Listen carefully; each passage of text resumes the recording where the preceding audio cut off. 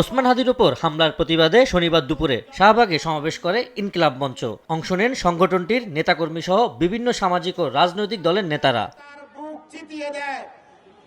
হাদির এমন পরিণতি রাজনীতিতে সামগ্রিক ব্যর্থতা বলে মনে করেন এনসিপি নেতা হাসনাত আব্দুল্লাহ। এছাড়া জুলাই আন্দোলন থেকে শুরু করে রাজনৈতিক মাঠে ওসমান হাদির কৃতিত্ব তুলে ধরেন বক্তারা। ওসমান হাদির জন্য যে আমাদের অশ্রু ঝরে, এটা অশ্রু না, এটা হচ্ছে ক্রোধ। এই ক্রোধ আগুন হয়ে আওয়ামী লীগ এবং দিল্লির মস্তক চারকার করে জ্বালায় দিব।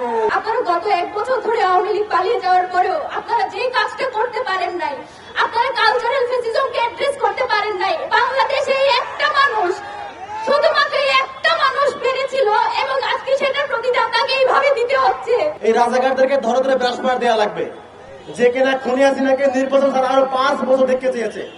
এই কুলাম থেকে ধরতে চেয়েছি, আমরা ধরে আইন হয়ে তুলতে চেয়েছি।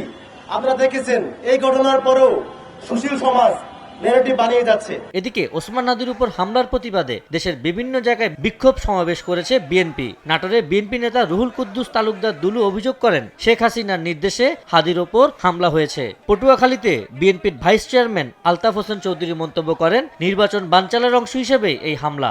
এই ঘটনার যিনি আসামি তাকে গ্রেফতার করে শেখ হাসিনাকে এই ঘটনার নির্দেশদাতা হিসাবে আসামি করে তার বিরুদ্ধে আইনিগত ব্যবস্থা নেওয়ার আহ্বান জানিয়ে আগামী ফেব্রুয়ারির ইলেকশনকে বানচাল করার জন্য একটা দেশি বিদেশি সিরিয়াস ষড়যন্ত্র চলছে।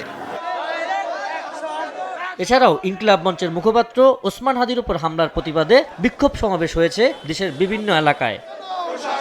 আবু সাইদ নিশান, সময় সংবাদ, ঢাকা।